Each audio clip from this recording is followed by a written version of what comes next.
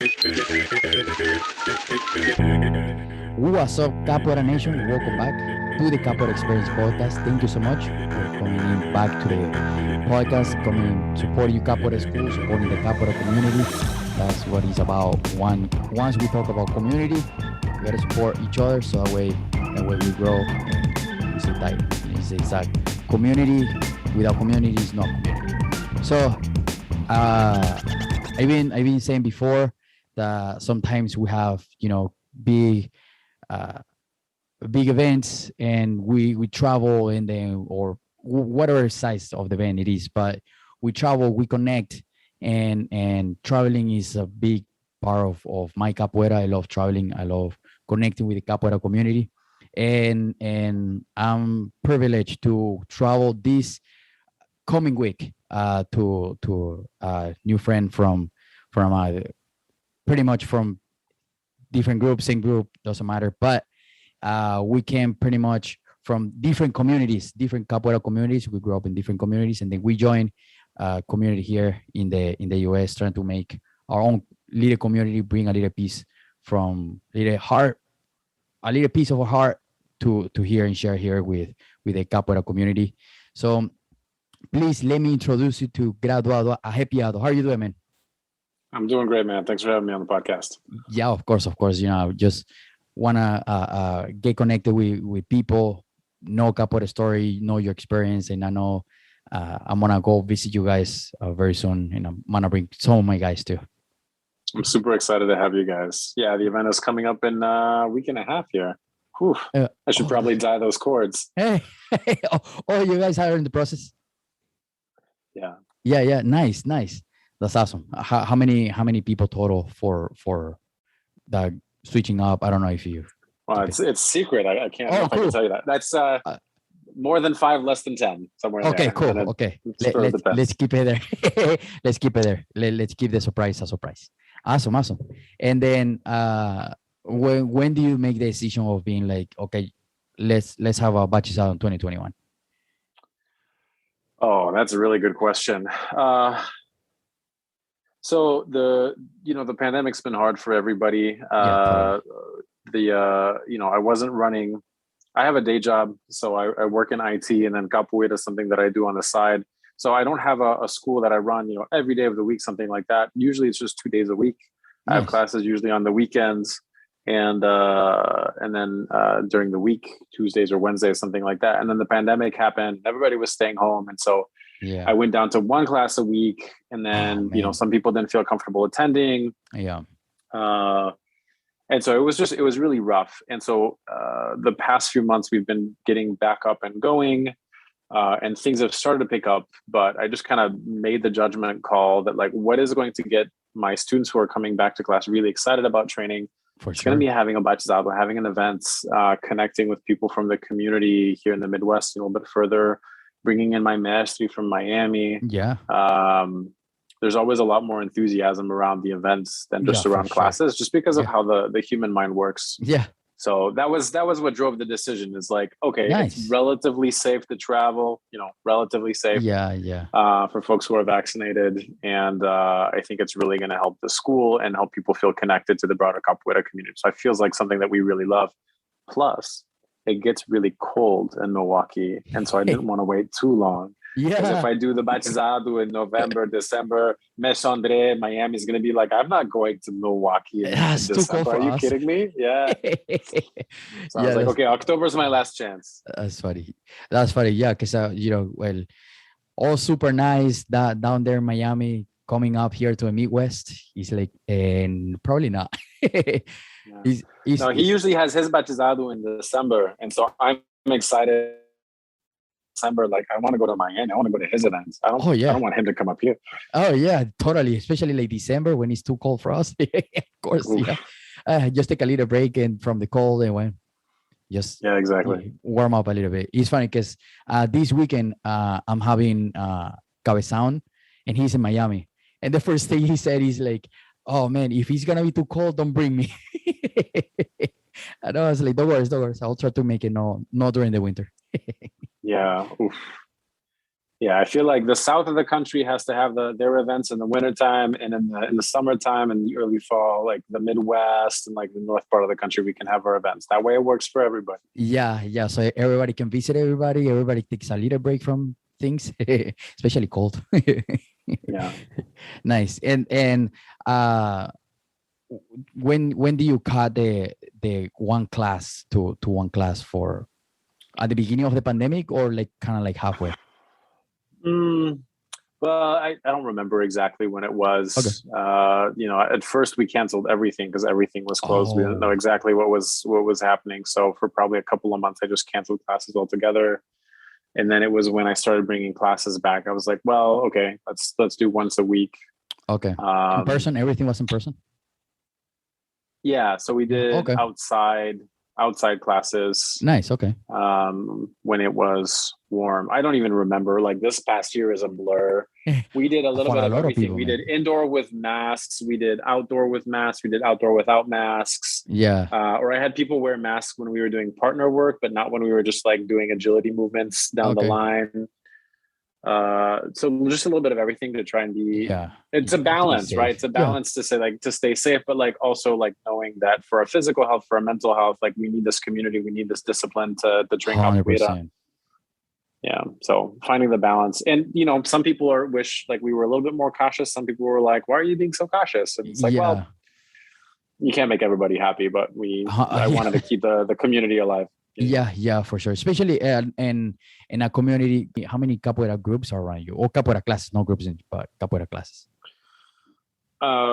We so for there's one other Capoeira Angola group that Oh, trains okay. almost the same time as us. Otherwise, for Capoeira Regional or Contemporânea, it's just Nago in Milwaukee. Oh, crazy. Okay, so same Um, thing for pretty much here in Indianapolis. It's just us. yeah, Yeah. yeah. These small Midwestern cities, man. There's Yeah, just I not that much know. around. I In know. Chicago, we have Ashi Capoeira, Capoeira Yeah, for Brasil. sure. We have all those guys. And then in Madison, as you probably know, we have Omulu, we have Raízes, Yeah, and like a few other instructors who are giving classes. So there's a little bit more, but in Milwaukee, there's just not that much capoeira. that's So, crazy. Yeah. um, You're gonna keep the community and the fire alive, especially yeah, even if it's exactly. once per week. Yeah, Yeah. But we now gotta we're do back what up to we can. twice a week. So, Nice. Nice. yeah. When do you get back to twice a week? uh, it's a couple months ago. Oh, During cool. Okay.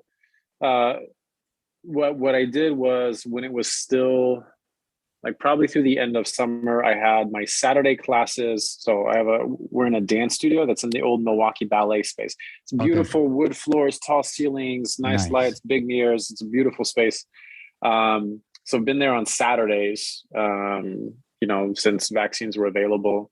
And then they're not available on like Tuesdays, which is when I wanted to do my weekday class.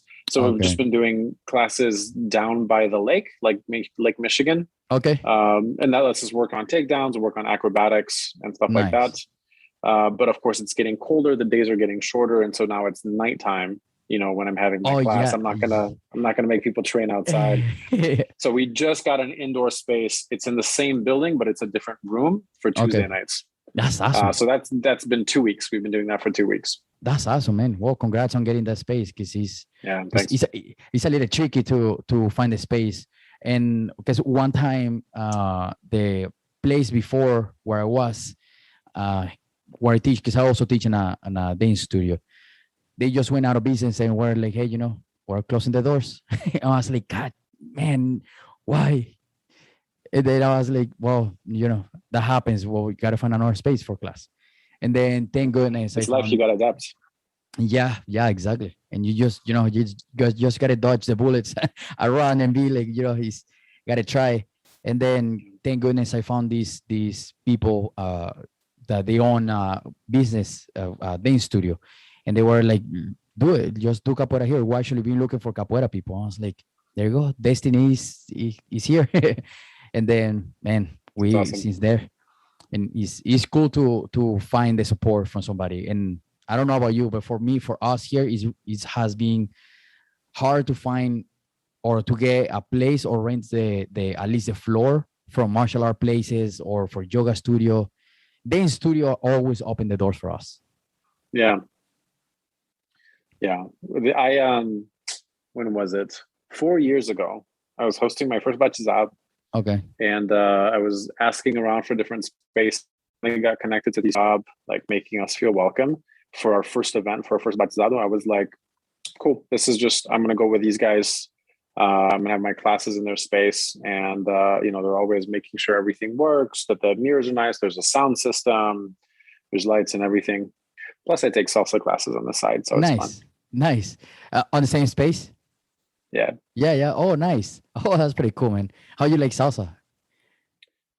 It's good, right? So I've been doing capoeira for like 20 years. And so you sometimes like forget when you've been doing something for a long time, you forget what it's like to be a beginner. Yeah. And so for me, starting salsa was like, oh, I really suck at this.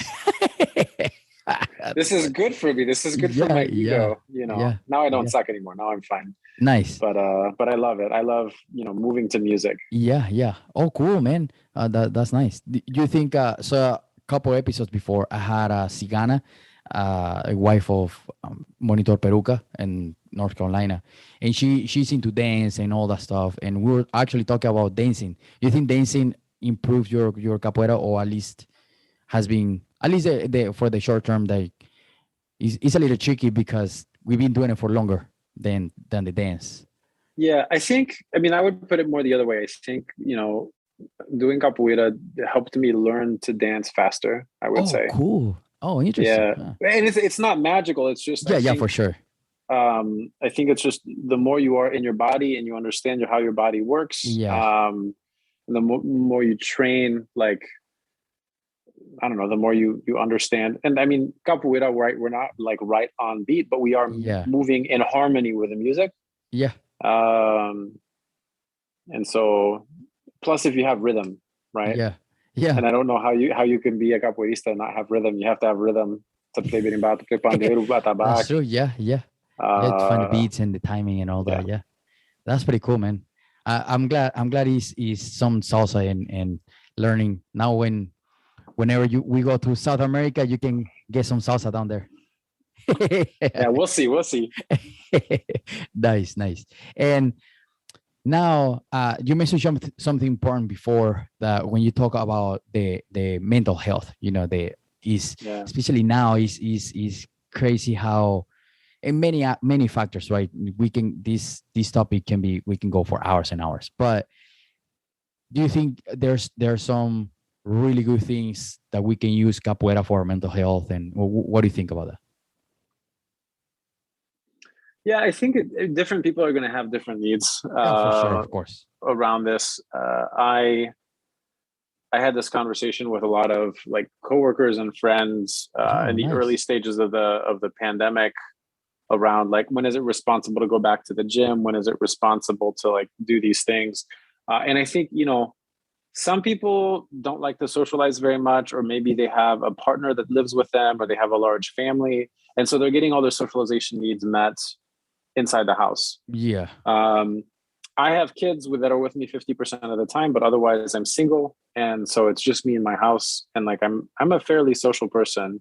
Yeah. So if I'm not interacting with people somehow, and like Zoom is great, don't get me wrong, I love it, but like there's nothing that beats like having an in-person interaction. 100%. And so whether it's dancing, whether it's capoeira, whether it's, just, and I know, people might not like saying this, but this is why people go out to bars. Yeah, right? Totally. Oh, yeah.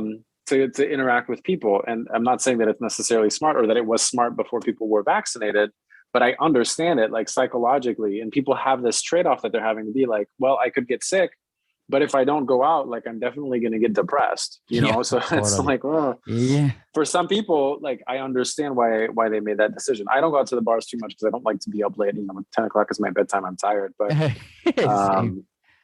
for my mental health, I'll speak for myself. Like capoeira is just absolutely critical. Training is absolutely critical. If I'm not working out, I just get kind of like, I don't feel good in my skin. Yeah. So, and I noticed I hosted Ohada a couple of months ago, and I had some support from like my friends at Capoeira and some people from Madison. And Nice. just like walking into the studio and hearing the berimbau and like feeling the Oh energy, I was just yeah. like, oh, I didn't realize how much I missed this. Yeah, Um, and be like, oh, I so need this. Yeah, nice, man. Nice, nice. My internet connection, sorry, my internet connection is a little messy right now. But so yeah, man. And I'm saying that about the mental health because, and just to get to one specific topic, which is anxiety, right? A lot of people have anxiety issues and or experience anxiety. So I feel like capoeira can maybe help with this, and the social part of capoeira coming all together. And I'm not a doctor. I'm not a doctor on this topic, but from what I see and people, I used to be a very extremely introvert kid, and I used to get very, very anxious when I got into the Hada. And I think, especially the first time in the Hada, we all go through that when you get so anxious and nervous and you don't know what to do. Everybody's looking at you, the music, the pressure of the instructor, and is I think capoeira can definitely with time help for people to release that tension and that stress. yeah, I think that's right. I think the journey is probably going to be a little bit different for everybody, but 100%. Yeah. I I definitely had something fairly similar. Not so much around anxiety, but just becoming a more social person and becoming more comfortable and confident. Um, but I think any kind of activity where people keep with it Yeah. and stay disciplined long enough that they reach a flow state, I think that's really critical. It could be capoeira, maybe it's something else, but Yeah. like Yeah. For sure. the experience, like for me, of like going into the Hada, like unless it's like really high stakes game or something like that, but like I just lose myself. I'm not thinking like, oh, am I gonna do queixada? Am I gonna do whatever? It's like, no, I'm just flowing. My body Yeah. knows the moves. I've been training, and I just lose myself. And so even if I come into class with anxieties or thoughts or whatever, by the end of class, I'm sweating. I kicked my friends a few times. They kicked me. It's all good. Yeah. And so that, for me, that experience really is cathartic, really is emptying of those negative emotions, whether it's anxiety or something else. Yeah. Yeah. And having usually at the end of the class, you just leave the space smiling and released of whatever it is, and it feels good to leave a class where you just feel good after. 100%. Yeah. Yeah. Yeah. And also the now to the back of that, what I mentioned at the beginning, that we both come from different communities.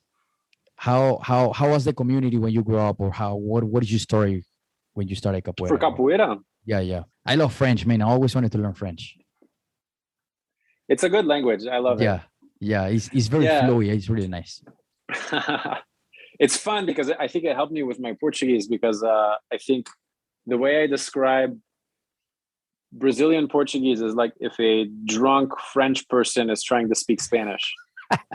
Nice. That's true, man. That's true. That's funny. That's true. Uh, but yeah, okay. So my capoeira journey, I started with Capoeira Brasil Oh, cool. in Paris. So I grew Nice. up in France. My senior year of high school, I had a couple friends who watched Only the Strong, and they were Nice. like, "Hey, come try capoeira with us. It's this cool thing." I was like, "Okay, I'll try it." And so they tried it for like 2 months, and then they quit, and I've been doing it ever since. Nah, that's so funny. Um, Same thing that's happened, but one friend. there you go. It's funny how that works. But yeah, I Yeah. started with Formado Bem TV in Oh, cool. Paris, Nice.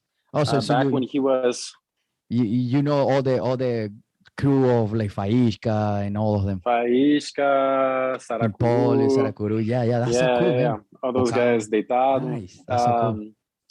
Yeah, so I started back when Ben TV was estagiário. He had just switched over Nice. from Senzala. He had his red blue cord. Um, and then yeah, that's how I got my white yellow Oh, cord. okay. Yeah, My first nice. batizado in Paris with Paulinho Sabiá. Nice. And then I moved to the States for college, like right away afterwards. Oh, dang. Right, I know. Yeah. And I moved to Minnesota, and I was like, oh shit, there's no capoeira here. Pardon my Yeah. French. There's so I stopped training for a year until I found there was a small group with Capoeira Ginga. Oh, cool. Okay. There were a couple graduados, a couple actually, Graduada Rosa and her husband Cravo. Were teaching classes in Minnesota. It was like a suburb of the Twin Cities, like 40 Okay. minutes from my college. But I would drive down a couple times a week, take Huh. classes. I Nice. did a couple of batizados with them. I traveled with them too. I went to Utah, went to Colorado, went to Texas. So that was under Mestre Loca. Okay. Nice. And then, so I've been like a capoeira nomad. I'm on my fourth group. Oh, nice, nice. That's okay. We always Um, gotta find where we feel fine, where we feel good. I mean, and honestly, like I like to learn from everyone, but it Totally. was Oh, just a yeah, matter totally. of like, I live in the Midwest. I need to find anybody who teaches capoeira. So Yeah. I moved to Milwaukee in 2007. Okay. And at the time, there was a pretty good, pretty strong. So I went to graduate school at Marquette University. There was a capoeira club at Marquette affiliated with Capoeira Maculele. Oh, cool. Okay. At the time, under Mestre Azulão. Okay. Azulão has since left the group. But I got to hang out with that crew. Mestre Fran came to some of our events. I did a couple batizados with them. And I just had a really good time. Loved that Nice. crew. Nice. But then when the Mestre left, it was sort of like, okay, well, who's going to teach classes? Yeah. And so what happened is Graduado Sapo from Capoeira Nago, this like short, stout Italian guy from New York, was like, let me talk. So Graduado Sapo basically converted the group with the consent from the masters from Capoeira Maculele to Capoeira Nago. And I've been training with Nago ever since. Oh, nice. Nice. So it's sort of the long, roundabout way I ended up here. Yeah. We've had a few graduados, a few instructors here teaching, and then my last instructor was Graduado Gafanhot, Oh, cool. who since moved to Austin, Texas. Okay. And so it's when he left, it was like, well, either Arrepiado starts to teach or there's no more capoeira. And I was like, well, I kind of have to teach now. Yeah. Took the role and start like, and again, to like try to keep that fire alive. Yeah, exactly. That's awesome, man. That's awesome. Well, it's a pretty nice journey because then, you also gotta find who where you feel comfortable. Is and things happen. I don't see anything wrong with switching and as long as you learn, and I think that's the best part. Yeah. Well, and I've met so many cool people along the way too. 100%, yeah, totally. There's the capoeira community. I feel like the groups are like a scaffolding. They're important for like promoting growth. Yeah. But the real capoeira is in the people. It's not in the group affiliations, if that makes sense. Oh yes, totally. And I say here this many times, we can take the uniform and we can put street clothes. We're going to be doing capoeira. And people out there that they don't know anything about capoeira, when they see you, oh, these people do capoeira. They're not gonna be like, oh, this group. Oh, cool. They come from this group. They don't really care about that. They don't know anything about that. we are the one that, especially the old times when I started capoeira, was like, oh, you're from that group and I'm from this group or whatever. Yeah. So it's good. I think it's evolving in the right direction. Yeah. I just had this conversation with some of my students, right? Because we have our event coming up. Yeah. And they were like, well, how do I know like who I can't buy out? And I was like, well, okay, so it's important to know, especially going into an event, like generally speaking, in most groups that are sort of like based off of the Senzala model, right? If you see like purple, brown, black, red, like maybe, like if you're a first chord, like slow down. Yeah. But at the same time, I was like, but also just look, like even because, Ashe Capoeira. Yeah. They have a completely different color system. So totally. like, oh yeah, totally. Yellow chord is professor. And you're like, oh, wait. I can take this. If it's Capoeira Brasil, Ashe Capoeira, but look, how are they playing? How are they moving? How are they carrying themselves? So like, I feel like even if you are at an event with uniforms, like, okay, you can memorize everybody's chord system, or you can just use your intelligence and Read them. watch. Yeah, totally. Oh, that's a very good point. That's true. Yeah. Yeah, especially one time I went to Fortaleza and I don't know Cordão de Oro graduation system. And I was in the heart of Mr. Kim. And I saw a guy playing the tabaque. He had Cordón de Oro uniform, tapping the shoulder. Hey, can I take the tabaque? He looked at me down and he's like, and I was like, okay, well, sorry, man, or whatever. And then I went out, and then my friend that was there, he was like, hey, let me introduce you to Mestre, blah, blah. And he brought me to that guy. And I was like, oh my God. And then I told him, he's like, hey, sorry, I don't know the graduation system. Oh, man, that was so embarrassing. Oh, that's mortifying. That's terrible. Yeah, man. So this is actually what happens when I started with Capoeira Ginga, right? So I told you I was my white yellow cord with Capoeira Brasil, my very first cord, and I went to this class for Capoeira Ginga, and so usually, if the group goes from like raw cord or white cord to black or red, okay, it's like that like Senzala, Capoeira Brasil, Capoeira Nago, and a few others like kind of use, and the colors in between are like can be a little bit weird. Yeah. Right, but Capoeira Makurele, it's the same thing. That's one way. The other chord system is like when you start with green and you go to white, right? So Cordão de Ouro does this, and then Capoeira Ginga does this. But Cordão de Ouro, they have the cordão. Yeah, right, the braided cords. Capoeira Ginga uses just the regular corda. Yeah, but they use the colors from the Brazilian flag. So your first chord is green, and then when you're mestre, it's like white, green, white, yellow, white, blue, and then full white. How they dye the that's crazy. So I came to my first class with a white yellow, and they're like, that's our mestre's chord. Oh man, they're gonna beat you because I was wearing the same chord as their mestre, and I was like, no. Oh my God. Let me take this off. Yeah. Oh man, that's so funny. Oh, that and then the message, if they don't know the graduation system, they're gonna just beat you up. It's like, well, man, I just have a year here. What the hell? That's funny. It has taught me a lot about other groups' graduation systems. So now, if I'm going to somebody's event, like I Google it, I'm like, graduação maculele. What is that? Good point. Yeah. Good point. Because like Mestre Fran now for the Grandmaster for maculele, he's full whites. Oh yeah, that's right. Yeah, because they do red for Mestre, but then it's red, white, and then full white for Grandmaster. Yeah. I think Ache Capoeira does the same. I don't know their level too. Mestre Barral also has a full white. Yeah, and I told somebody asked me, my students, somebody asked me like, hey, but I know that I saw a video of somebody like a mestre with white cord, and then what happened with the raw cord?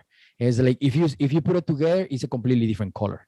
The raw color is kind of like creamy-ish white, and the white core is white. Yeah. So you can totally see the difference. And they were like, oh, okay, well. But also watch. Yes. I never mentioned that, but I'm gonna start saying that. It's like, well, man, just watch how they play. Because it's so funny. And so how do you see the comparison? Do you miss a lot that having that like big community? Because I've seen videos, and every time I watch a video, they get bigger in France, and their community is so huge. And everybody keeps telling me that goes to France, and it's like, man, it's just like, I don't know, I don't even know how many schools are there or capoeiristas in total. Yeah, there was a huge explosion, and so it's hard because I sometimes like I beat myself up. Yeah. Because I wish I had stayed in Paris, because my capoeira would be so much better. You know how like when you have somebody who's at your level or higher than your level pushing you, like you get better. Totally. And like, I'm not very good, but I'm pretty good in the Midwest. Yeah. Right? Because there's just not a lot of capoeira. But then as soon as I travel, it's like, And so I wish I had stayed in Paris, because if I had been training with Faísca, with Saracuru, with Pimpolho, with Deitado, with all those guys, like my capoeira would be, right up there. Totally. Maybe not quite cara de peixe, but like. Okay. Okay. He's a different human being. Yeah. But so I feel like I kind of missed out, but so right now it's just a bragging thing, right? Like, yeah, I Yeah. started capoeira. Like, I remember when, Faísca was like orange cord, Oh you know. wow, man. Uh, There's this book that I have here. Is Mr. Paulinho's book, and I think I'm not 100% sure, but I think Sarakuru was orange core there. I'm not 100% sure, but it's really when well. I met Sarakuru, he was white orange. Oh man, that's crazy. I gotta bring Yeah. Sarakuru to the podcast, man. He started telling that story on the podcast. Yeah, one of the things that I honestly, one of my dreams for my group is we're a little bit in the hole because of COVID, but like Yeah, once for the sure. finances get better, like I want to fly Sarakuru out for a takedown workshop.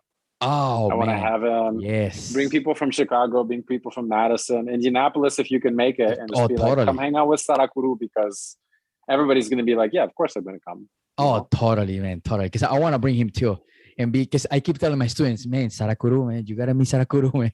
Just gotta watch out. If you play close, you are down. If you play too far, you are down. So it doesn't matter. It's like just keep an eye open for Sarakuru. Yeah, Yeah, yeah, exactly. yeah. I definitely want to bring him on the podcast. I told him a while ago I gotta go back to him, but that's awesome that you want to bring him. He's a really awesome level of capoeira. I mean, my dream is to have like, so I'm bringing Pekinese up from Okay. Miami. I would love to have like a really big event. Like, I would love to have Karajipeshi come. I don't know Oh if man, anybody has brought yes. him to the States, but I'd love to bring Karajipeshi and Pekinese and Sarakuru and all these fucking rock stars. Yeah, yeah. I can stop swearing. Sorry about No, that. that's I'm just okay. like really passionate about these guys. It's oh man, it's funny because I also told my students too and be like, man, because so how I met Faishka and Karajupeshi back in Venezuela, because my instructor met them when he traveled to Holland. You brought when did you say you came to the US? Why do you remember? 2001. Oh, okay, no. See, he traveled there in 2009 and came back to Venezuela in 2010. Who was your teacher? Instructor Guaraná. I Okay, yeah, he, I don't he know. he's the one that brought Capoeira Brazil to Venezuela. Okay. Right now, my maestro is Mestre Mindinho. Okay, yeah, I know Minjin. Yeah, yeah. So Out in San Diego still? he's in Palm Springs right now. Palm Springs. Okay. Yeah, yeah. But he has a school in San Diego. He has a couple of schools around. I met Minjinho a couple of years ago when I was in San Diego. I was like, "Is there capoeira here?" I was like, "Oh, there's a capoeira Brazil. I'm gonna go and see and hang out." So I took a class with him, Oh, and then he cool. stayed like 40 minutes after class, just like Oh, yeah, oh, yeah. Mestre is a talker. talking. He loves talking. And if you have a question, you just gotta ask one question. Yeah. And so my instructor was like, man, you gotta meet these two guys. And I was like, who are they? Then he showed me a video of Faishka and Karajipeshi when they were green core, when Faishka was green. And I was like, man, these guys are badass. Totally, let's try to bring them. So we brought them to Venezuela. Man, I was scared of Karajipeshi, man. I was like, man, this guy, man, I don't want to play with him. But he was so super cool people. You can hang out with them, talk to them. Super funny, he's super nice. And because how I grew up in the capoeira community, well, when I started, it was this like barrier in between instructors and beginners. So I was like, I'm Yeah. instructor, like, nah, I'm not gonna talk in too much. I'm not gonna talk too much to you. Or maestre, you talk to your maestre, to that maestre, you shake the hand, hey, I'm blah blah. And okay, cool. It's like, man, whatever. I'm gonna hang out with the beginners again. and always was the barrier. Yeah. Do you you think there's a point for us in the capoeira community here in the US where we can be that tight, that tight in the sense of the cool thing about Europe is like everything is easy to travel, right? Because there's like trains. I never been in Europe. It's just things I hear. So it's like it's very easy to get different countries because it's easy to travel. But Yeah. here in the US, it's also easy to travel. It's people from Chicago can get easy there. Us from Indianapolis, we can get easy there. And I know it's a little drive, but it's doable. You Yeah. think I we can get better I think it's possible. I or think tighter? yeah. I think it's definitely possible. It depends on people being willing to travel, right? Totally. And Yeah, totally. prioritizing it. So I think what you're doing is awesome. Oh, thank you, man. Obviously, I Thank you. appreciate the support as you're coming up Yeah, of course, of course. in a couple of weeks. But and this is something that I try to communicate to my students. Like, I can teach you some things. If you come to my classes, but like you're going to learn, so, like past a certain level, the most you're going to learn.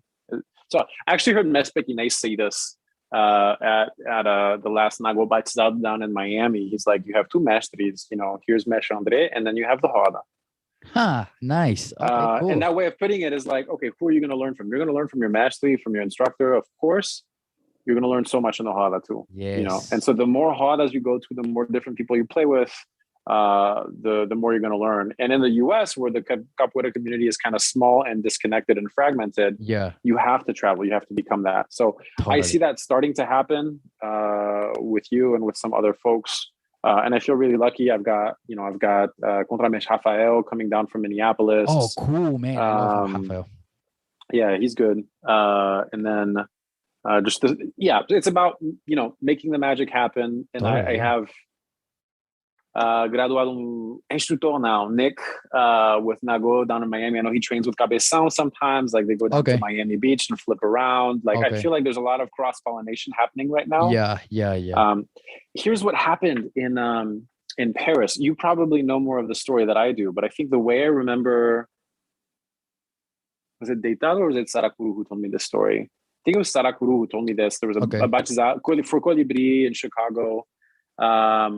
There was a batizado a couple of years ago, and he was basically telling me, like, fairly early on, when like they were starting to get to like that red, blue, green cord level, Yeah. the mestres, the Abadá and the Capoeira Brasil mestres were like, oh, don't go there, don't do this, Oh, really? whatever. Oh, okay. And then, I'm not to like revive old beefs. Maybe I'm getting the story twisted, but Yeah, like there came yeah, a point where like these like new instructors realized, like, hey, I like that guy from another group. He's cool. yeah, Like, yeah. I kind of don't care what my mestre says anymore. Like, Yeah, we're just gonna do a hada, yeah, and maybe yeah. we won't have uniforms, and like we won't Man. tell the mestres. Yeah, yeah. So it's sort of like letting old beefs die with like the old generation. Like, Yeah, if they yeah, don't yeah. want to come to the hadas, that's cool. We're gonna do a thing because like we Yeah, love capoeira and we get along well. So we're just gonna build a community. I see some of that happening right now, where yeah. the sort of like the middle tier, like the smart mestres are collaborating with each other. Totally, totally. The mestres who are short-sighted, they're like, no, we have to do it this way. They're not encouraging collaboration, and so their groups are just staying small. The groups Totally, that are totally. growing are the groups for people who are like, yes, go travel, go train with them, go train Yeah, with them, yeah, totally, totally. because it benefits everybody in the long term. Yeah. Oh, totally. And it's funny that you mentioned that. And I remember hearing something similar where they always like help each other, where, like everybody, I didn't hear like with a specific way. I just hear that they always help each other, and they always came together, and they always I heard many times where they used to do hadas without uniform, and everybody, different groups, just all together, and just let's just do capoeira. And that's also why it's so much level in Brazil, and sorry, in Paris, because it's when you have somebody like Karaji Peishi playing with a beginner or different groups, everybody feed each other, everybody learn from each other, and like Mr. Yeah. Pekines said, from the Hada. Yeah. Yeah, man, it's really cool too, because I also saw in Venezuela very, very similar happened. We had Raíces do Brasil and we had Sensala, the two biggest group there. And one of our friend, he started with me, Alfalfa. You probably know him, Alfalfa. Yeah. I know. Yeah. So he started. He switched to Sensala, and then another couple of friends switched to Sensala. But we were already friends, and then we were like, hey, we don't care. The problem is with them, not with us. We're still friends. Yeah. And then one time we were like doing backflips in the grass, and all teachers were like, hey, why are you guys hanging out together? He said Salen Raíces. And like, oh, okay, whatever. The problem is with you guys. It's not with us, man. We just friends already. Exactly. Yeah. And then eventually we just, young, drinking and having fun, and just like just playing capoeira in the grass together. And then our capoeira community went super, super big. It's because of collaboration and helping each other and community. 100%. Yep. And that's what I keep saying. I say this every time on the podcast, and I say on everywhere I can spread that collaboration, because that's how we grow. Is I learn from you, you learn from me, my students learn from you, and my students learn from your students, and it's just reciprocal relationship. And we cannot be a community with helping each other. Yeah, exactly. Yeah, and it makes me, yeah, it makes me happy to see people coming together.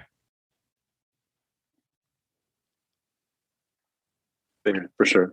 Yeah, and now to wrap it up, because I know you're busy too, and what would be single advice for the entire Capoeira community?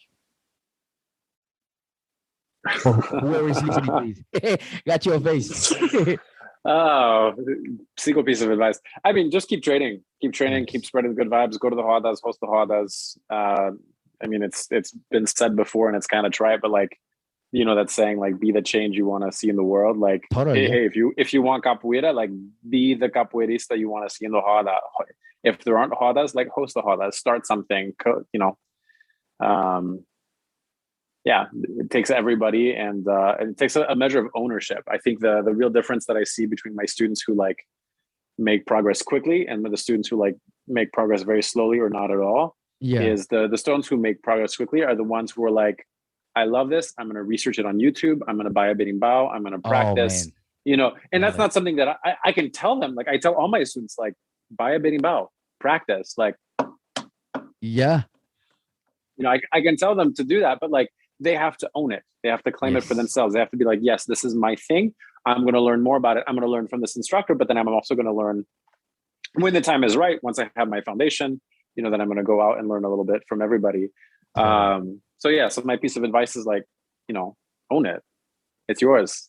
Nice. I like for it, everybody. Man. Yeah. I like it. It's funny that you said that too, because talking to Mestre Edan, he was like, you gotta do your homework. You gotta train at home too. You gotta do your part outside of our classes. So that way you can learn. You're going to learn even faster.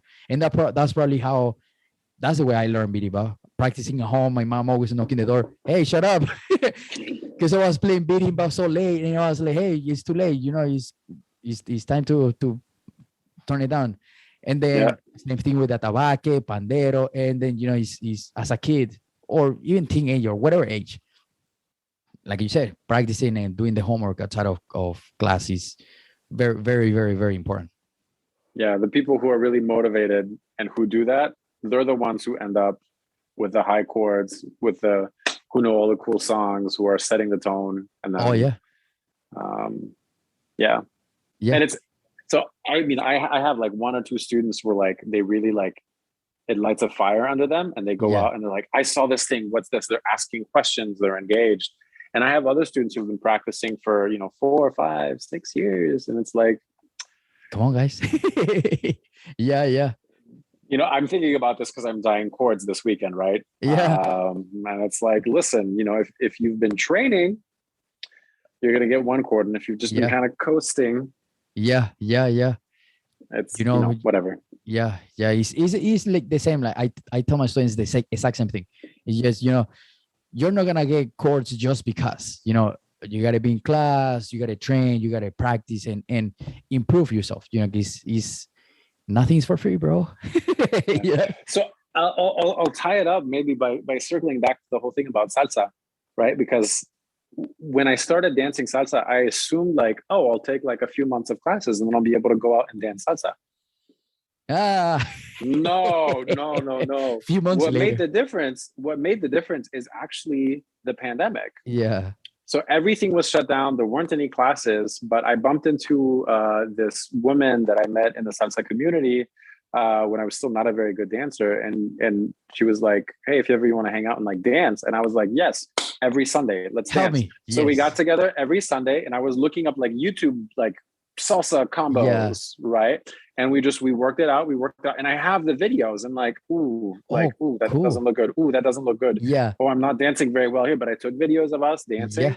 And like, after 2020, like I know it was a crappy year for lots of reasons, but like my salsa game like leveled up because I Nice. took ownership, right? I took Yeah. ownership. I was like, hey, this is the thing I actually care about and I want to get good.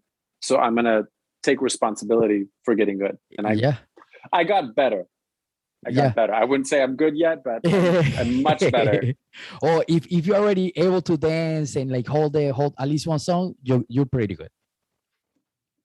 There Okay, you go. thank you. We should dance together when you come up for the event. You'll see. Let's do it, man. Let's do it. That's how we learn, right? Yeah, exactly. Nice. Well, man, thank you so much for sharing your experience and be here with us and sharing, use Capoeira experience. That's part of this. Yeah, thank you, Kashishi. I really appreciate it. Thank you for the invitation. Yeah, of course, man. I'll talk to you soon and I'll see you next week. Sounds good. I'm super excited. Absolutely, man. Thank you so much for listening. Thank you so much for getting this far. Remember, please subscribe. Give us a thumbs up on Facebook or YouTube. Please subscribe to the YouTube channel. This is going to help us and help me to get bigger numbers and bigger subscribers so we can give more information. Okay, please, if you're listening, I know you're listening, I know you're watching, please give me a subscribe, give me a like. Okay, I know you're watching right here or listening. All right, have an amazing day. Thank you so much for tuning in and listening every single episode, especially the episode we just did. All right, thank you so much. Peace.